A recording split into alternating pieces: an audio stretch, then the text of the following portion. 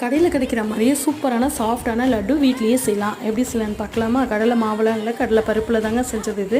1 tumbler கடலை பருப்பு எடுத்துருக்கேன்ப்பா. அது 1 மணி நேரம் போல் ஊற வச்ச பருப்பை மிக்ஸி ஜாரில் சேர்த்துட்டு மையாக அரைச்சிட்டு கொஞ்சோண்டு ஃபுட் கலர் சேர்த்து மிதமான சூட்டில் இருக்கிற எண்ணெயில் கையாலே உதிர்த்து விட்டு பொரிச்சு எடுத்துக்கலாம். இதுக்கு எந்த விதமான பூந்தி கரைக்கலாம் தேவையே இல்லைங்க.